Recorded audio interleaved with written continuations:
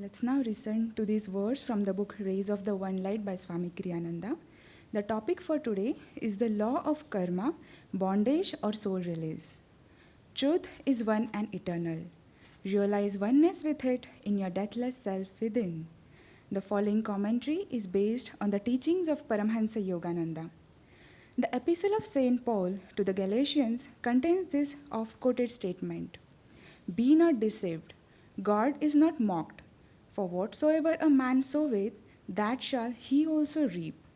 In Autobiography of a Yogi, Paramhansa tells a story from the life of the Banaras saint Trailanga Swami. The skeptic once determined to expose Trailanga as a charlatan. A large bucket of calcium lime mixture used in whitewashing walls was placed before the Swami. Master, the materialist said, in mock reverence, I have brought you some clabbered milk. Please drink it. Trailanga unhesitatingly drained to the last drop the container full of burning lime. In a few minutes, the evildoer fell to the ground in agony. Help, Swami, help, he cried. I am on fire. Forgive my wicked test. The great yogi broke his habitual silence. Scoffer, he said, you did not realize when you offered me poison that my life is one with your own. Except for my knowledge that God is present in my stomach as in every atom of creation, the lime would have killed me. Now that you know the divine meaning of boomerang, never again play tricks on anyone. The well-perched sinner, healed by Trailanga's words, slunk feebly away. Yogananda goes on to say, the reversal of pain was not due to any violation of the master, but came about through unerring application of the law of justice, which upholds creation's farthest swinging orb. Men of God realization like Trailanga allow the divine law to operate instantaneously. They have banished forever all thwarting cross-currents of ego. Not by reason alone, but by self-realization, are the ins and outs of destiny fully understood. Their web, though tied forever to the post of ego motivation, is too intricate to be perceived as a single thread. Only great masters can see it with clarity. It is visible to them in all its workings, not from within the tangle, but from above in superconsciousness. As Sri Krishna said in the 4th chapter of the Bhagavad Gita, he who beholds inaction in action and action in inaction is wise among men. He is one with the Spirit. He has attained the true goal of action, perfect freedom.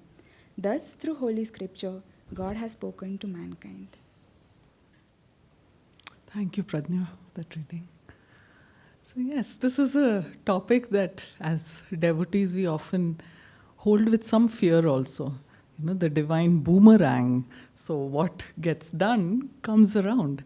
And so sometimes there is fear, but then our worldly attitudes and the ways of the world does play upon our minds. And there are times when we just want to get even with someone. You know, how can you do this to me? I have to teach you a lesson. Unless I take revenge, you won't learn. This is what we tend to think. And Master very beautifully explains this through the story of Trailanga Swami. Trailanga Swami was a saint who lived in Banaras for almost 300 years. And Master says he had 1 pound for each year. So he was 300 pounds in weight. He was big built. But he was a saint who had worked out all karma, and therefore, you know, he would lie on rocks in the heat of summers in Banaras and not get scorched. Or he would float in water, and people would be kind of looking at it in wonder. But he was trying to teach this lesson that, you know, this body is not something that you should be attached to, and it can take all of this when you have faith. And Trailanga Swami was a great friend of Lahari Mahashaya. And once, he was very humble. He had his followers and he was going about in Banaras. And he saw Lahari Mahashaya coming. And Trailanga Swami touched Lahari Mahashaya's feet. And his disciples said, why are you touching this householder's feet? And Trailanga Swami said, Lahiri Mahashaya is a divine kitten and he's always in Divine Mother's lap. And so don't make these judgments on, who is evolved and who is not. And that was a beautiful way of explaining. And all of us all the time do have these tendencies to judge each other. If not, we're not in an age where we go and hit people, but we do imagine things in our mind as to how we can get back on some of the injustice that has happened to us. And Master explains it very beautifully, and he says, it is the ego which is causing all of this, that I am important, and how can you do this to me? And the boomerang is a reality. And in the autobiography of a yogi, Master says this, that the dull mind discredits the divine destiny. And therefore it forgets the divine love, the divine justice, the divine omniscience, where Master knows everything. He knows every thought that is going on, and the divine immortality. All of this we forget. And therefore, we need reminders, and which is why karma comes at us. But karma is not something to be scared of, particularly when we have techniques like Kriya, meditation, sadhana, energization. All of these are good tools to lift our minds from the sub and conscious states into the superconscious states, which is where it is possible for the mind to see things a little more clearly. But in this reading, Master also explained that the ins and outs of divine destiny are beyond what we as human beings can fathom. And it takes a master to view this and not get caught in that web of each devotee's karma, and therefore the causes and what happens. In fact, saints take on the karma of their disciples also. That's also a thing that happens often. And so the masters look at it from a state of superconsciousness. Not even, they are also, so a lot of times you hear this, past life reincarnation, and you get fascinated by it. You go for a reading or you go for hypnotherapy. Master warned against these practices. He said, practicing hypnotherapy, for instance, to break through some limitations, etc., could weaken your will. And what are you doing in a practice like that? You're subjugating your own self to somebody else and their will, and then they are taking charge. It should only be the divine that's taking charge. Now, there could be one-off exceptions, but then you would take some spiritual counsel before you ever go for these readings or therapies. And this new age is full of therapies. So we have to be very careful around this. And there's the story of one monk who lived with Master around Swami's time. His name was Brother Ananda Pune. And Swami does mention him in conversations with Yogananda, and his original name was Henry. And he went through a lot of tests in his time with Master. Once he broke his left rib, and the next time he broke his right rib, and then he had a bad skin rash, and he suffered a lot through that. And Brother Anandamai says, Master would come around and give him a hard knock on his brain and say, Henry, what's happening? And he would get some relief in those moments. So this was an interesting avocado story that Brother Anandamai narrated from his life. So he said that he came to Master, and he very soon realized that Master was an ascended master. But at the human level, you still have doubts. Yeah. So Master had taken Brother Anandamai along with a few other monks to the 29 Palms desert retreat. And Anandamai was working there. And one day he saw inside the house, Master was lashing in anger at one of the monks, very loudly. And then he banged the door and came out. And then he saw Anandmay outside. And he gave him a very loving smile immediately. And he said, "You're doing very well. Good job."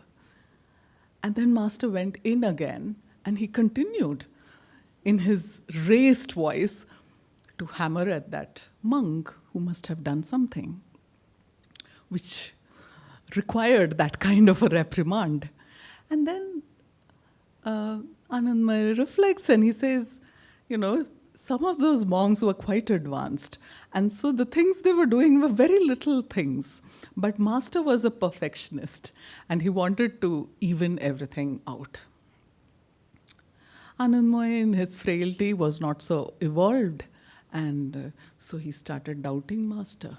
The doubt came in and he said, okay, he has great spiritual powers, but does he really love us? He's scolding him and then he's smiling at me. Does he even love me? He had this little doubt. And at that moment, Master came out. And he gave Anandmay an avocado. Anandmay grew up in Switzerland. His father was a businessman and a very high-ranking officer in the Swiss army. And he was brought up with a lot of discipline. And so what was on the table was eaten without any fuss. He saw avocados when he came to America.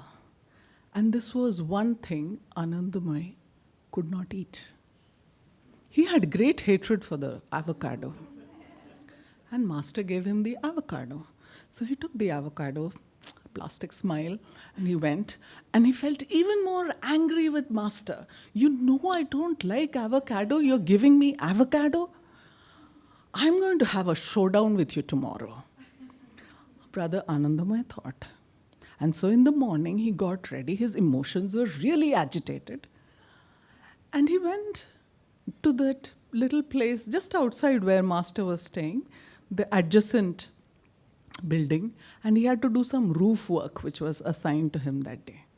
So he went on the roof and he started hammering away on the roof with great determination that I will show my anger today. I need to know whether he loves me. And so he was hammering quite loud and Master came out and he called him Henry, and Brother Anandamay pretended not to hear and he started hammering even louder. He said by then he was not hammering any nail, he was just hammering the roof. And again Master came closer and he said, Brother Henry. And he said, I am not paying attention to him today. He doesn't love me. So he continued to hammer even more. And then Master came right down to where he was and said, Henry, and just looked down and was nodding at him. He said, come down.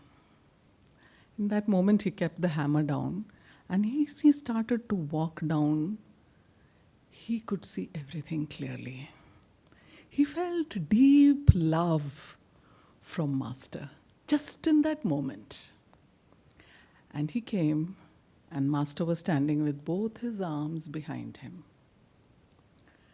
And he took his right hand and he gave him half an avocado. By then, Brother Anandamay was, whatever, I feel so much love. He had a lump in his throat. And then Master slowly took his other arm and he gave him some dates and pistachios. And he said, eat it together, you will like it. And by then he was overwhelmed and Master made him sit down and he said, eat it. And Master went for a walk. Brother Anandamay completely broke down. He felt so much love that it was something that he had never experienced, and there was no need to ask any questions. It was very clear to him that Master knows everything. And he came back and he said, come now, let's go for a walk. And he held Brother Anandamay's hand and explained to him how unconditional the Guru's love was and how much he cared about each of his disciples and how they need to keep themselves uplifted so that they can think the right thoughts and do the right things. So these masters are omniscient, and Master is watching over each of his disciples. That is what discipleship is all about. That is what the path of Kriya is all about. And there is a divine promise and a divine destiny for each one of us. So that was a little story. Now, question is, do you like your avocados when they come to you? How do we make the right combinations of pistachio and dates when we can make some of those avocados more palatable, right? We love the nice gifts that we get from the divine, but we often hate it when we get some of this karma boomeranging back to us, like it happened to that devotee who pretended clabbered milk and gave Trailanga Swami lime. But it was instant karma. And Trailanga Swami explains it beautifully. He says, I am in you and you are in me. And in my body cells, there is the divine. And so it all works out that way. And never assume that we can cheat. It's the dullness of our mind, it's our ego that makes us believe that, we can get away with it. Swami often said, karma is smarter than the police. When you do something, you think nobody is watching. There's someone watching. Yeah. And then the line from the Gita was action in inaction and inaction in action. But what do we humanly think? We think we are the doers. And therefore we put our ego there. And sometimes it is quite destructive in how we think that it is us who are doing this thing. And there is a greater divine play. And the role of a devotee is to be an instrument. And many times we are imperfect, but God only sees the heart as to what was the intention and how were you doing it. And there's always a divine protection around us. So in the conversations with Yogananda, Swami shares one story that Master often told. And this was about Tulsidas. So Tulsidas was serving as a priest in a temple. And that temple had many golden objects, which were very, very precious and ancient. So in his meditations, he would go deep, but Tulsidas would be a little bit worried about what if I went deep and something got stolen. And so it kind of held him back in those moments of ecstasy. One day, as he was going out, a very finely dressed man comes up to him and says, I want to come to your temple, but there is this man at the gate who's stopping me. And Tulsidas knew there was no guard in that temple. It was just him. And so he said, can you describe this man to me? And he said, he is very picturesque, looks very ancient, and he has a bow in his hand. And Tulsidas just in that moment jumped with joy because he knew Ram himself was guarding the temple when he was experiencing this doubt about would anyone steal it. He was also very compassionate. And so he said, I'll take care of this. You can come to the temple tomorrow. And so the next day, the man came to the temple and nobody stopped him. And Tulsidas was outside. The man grabbed all the idols and all the gold, which were made of gold, and he took to his foot super fast, just as that moment when Tulsidas was walking back into the temple. And he, of course, knew what had happened. He came in, and there was one gold object that was left behind. Tulsi picked that up and ran after the thief and caught up with him and said, brother, you left this behind. And the thief instantaneously understood the divine play and how he had, in his greed, thought that he could get away and no one would see, so he had even dropped Ram's guard, but here he was. he gave in that moment everything back to Tulsidas, and they walked back to the temple. He blessed him. So again, here is Tulsidas who's serving so beautifully. And there was no ego, but he was very responsible. Even in his meditations, he had that little lurking thought that was kind of bothering him. And his guru was taking care of everything. And he made sure nothing went wrong. And it was only with Tulsi's permission that he dropped the guard and all of this happened. And in that moment again, Tulsidas must have worked out some of his karma. It was complete non-attachment to anything and understanding the divine flow. So these things are very subtle. And, as we are on the path and we practice, it's not, physical run-ins that we have, but many a times these are afflictions which are more mental in nature, emotional in nature, and of course spiritual in nature. So we have to find ways of how can we work this dull mind of ours which thinks we can get away with this little activity, or the ego that is constantly misleading us on many fronts. And for that, I thought, why come up with a new list? Recently, we had the spiritual renewal week, which happened in Puri, and Jyotish ji had given a very interesting exercise at the end of it. One of the things he gave away was a small journal, and he said, you should write your thoughts there. And he said, the real goal of every devotee is to be a saint. Now we think, oh my God, that's not happening this time. He called it the Future Saints Club. And he said, enroll in the Future Saints Club. So we all have divine potential. And so we need to look at ways in which we can enroll ourselves in that Future Saints Club. And he said, don't take anything which is very difficult for you. Take something very simple. Try to work with one quality at a time. And it is much easier when you work with a positive quality. So instead of, thinking about something which is very difficult for you, I should be more disciplined, etc.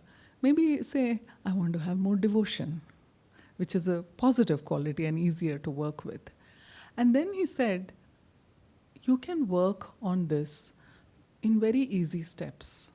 Prayer, visualizations, and affirmations. And these are things you can do by yourself. And he said to aid your practice, read or listen to talks. And so Conversations with Yogananda was one of the books that he recommended that you could read. And it's beautiful to directly hear many stories from Master's time as narrated by Swami from his time with him. And you could listen to talks like Treasure Talks, where Swami is touching on many of these things. It's all very subtle, and he said you have to work more with as you go deeper into your practices, work with your moods, work with your attitudes, work with your emotions, and try to do something one step at a time, a small step, but it'll take you very far. And when you think you've kind of mastered it, that's when the spiral staircase comes into play. And Divine Mother comes one more time to test, have you really mastered it? And then in that moment, if you're able to, then you go on to the next quality, but you don't have to wait for the test. It'll come. The divine mathematics is very, very clear. And so, as devotees, we should not see karma as bondage, I would say. It is actually an opportunity for us to work on ourselves and evolve spiritually so that we can all be saints in the future and join that club. So the time of the year ending is a great time to do such work. So, you don't need to have a very fancy journal. Just have a little notebook. What I have been doing for the last 1 month is I took the journal and I kept Conversations with Yogananda right there next to it. So after my meditation, it's kind of staring at me. There's no escape. So you sit down, you read, you think about your quality. I picked non injury. And I loved the affirmation, which is talking about sending rains of blessings to hearts that need to be nurtured with love. And so that brings in more understanding and helps us deal much better with some of the more difficult people in our life. We all have abundance of that. And so it's about remembering and working in little ways that makes us take one step at a time. And that's how all the saints worked. And I'll close with this little saying from Master where he said, "A saint is a sinner who never gave up." So it's about not giving up.